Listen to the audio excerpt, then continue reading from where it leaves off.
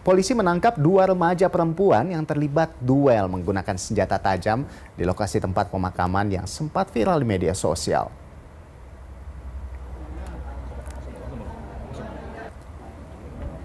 Selain menangkap dua perempuan ini, tim gabungan Satreskrim Polrestabes Palembang dan Subdit 3 Jatanras Polda Sumsel juga menangkap 3 orang laki-laki yang mana salah satunya bertindak sebagai wasit yang memegang senjata api serta menghasut dalam terjadinya keributan. Dari penangkapan itu, polisi menetapkan 2 orang tersangka berinisial PTR yang berperan sebagai pelaku duel dan KLV yang bertindak sebagai penghasut.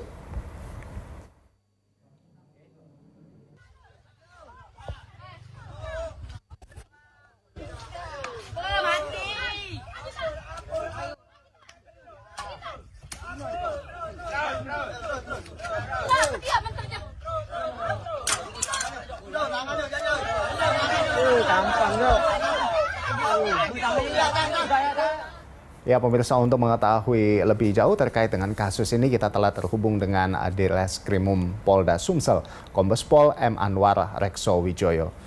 Selamat malam, Pak. Pak Anwar. Selamat malam, Mas Rolando. Baik, Pak Anwar.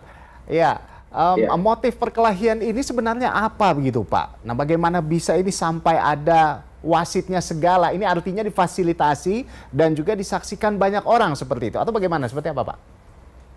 Ya, jadi begini, Mas Rolando, bahwa antara kedua pelaku yang masih di bawah umur tersebut atas nama INT dan PTR itu melalui sosmed IG, si pelaku atas nama PTR menantang saudari INT karena saudari INT ini rupanya dalam pertarungan sebelumnya itu dia lebih unggul, sehingga si saudari PTR merasa tertantang dan untuk mencoba menantang si, ya kalau kita sebut juara bertahan lah, demikian. Nah, ini janjiannya di sosmed IG, Mas Rolando. Nah, setelah mereka berjanjian pada tanggal 7 Januari bertempat di TPU Taman Krikil, Kecamatan Sukarame, Kota Palembang. Nah, sore hari mereka bertarung di situ. Nah, ada satu hal yang memang harus kita cermati di sini, bahwa kegiatan tersebut mereka menamainya gladiator. Mereka tidak saling kenal sebelumnya, tetapi salah satu ini mencoba untuk menantang si yang kita sebut juara bertahan tersebut. Baik. Jadi tadi kalau kata Bapak, mereka ini sudah artinya sudah ada pertarungan sebelumnya begitu ya, ada juara bertahannya juga ini. Jadi ini apakah bisa dibilang apa turnamen seperti itu, Pak? Kalau kami bilang turnamen, tidak turnamen secara official ya, secara resmi. Jadi antar mereka dari anak-anak muda ini maupun kelompok-kelompok mereka ini merasa tertantang atau ingin mencoba menantang orang lain atau pihak lain dengan alasan untuk, ya kalau kita lihat pemuda-pemudi itu mungkin mereka mencari jati diri. Nah, di sini kita sudah juga memanggil dari psikiater, dari ahli di Dokkes dari tempat kami juga untuk melakukan ibaratnya seperti konseling kepada yang bersangkutan. Ini kelihatan mereka seperti ingin mencari jati diri.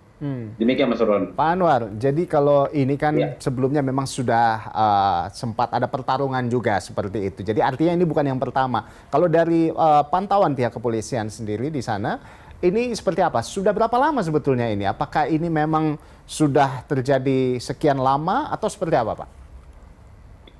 Pernah terjadi pada tahun lalu, tapi ini para pelakunya anak laki-laki dan umumnya di bawah umur, Mas Rolando.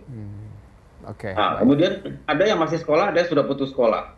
Itu juga bisa kita ungkap pada saat itu ada satu korban yang meninggal dunia dan kita bisa amankan atau kita tangkap pelakunya dan kita proses.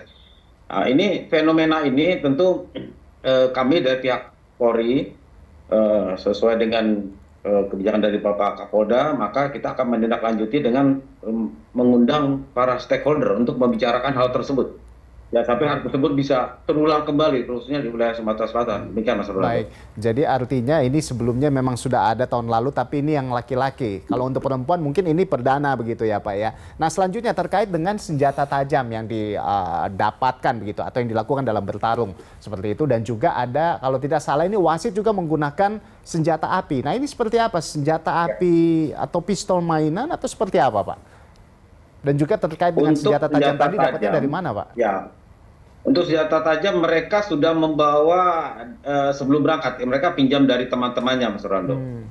Oke. Jadi bukan pure punya mereka, tapi mereka mencari, meminjam dari temannya. Sedangkan untuk seseorang yang memang diduga dia yang bukan sebagai wasit sebetulnya, tapi dia kalau dalam pasal 186 KUHP tersebut dia menghasut untuk melakukan tindakan perkelahian tanding.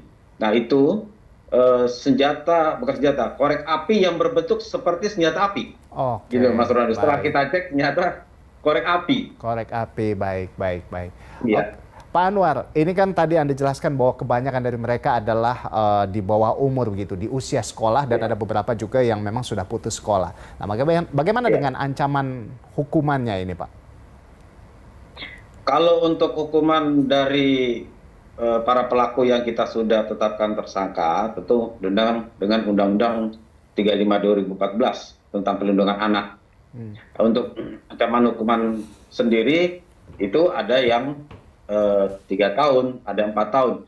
Nah, kita tetapkan dengan pasal 76C, junto 80, ayat 1 dan ayat 2. Dan juga pasal 184, ayat 1 dan ayat 2 KUHP.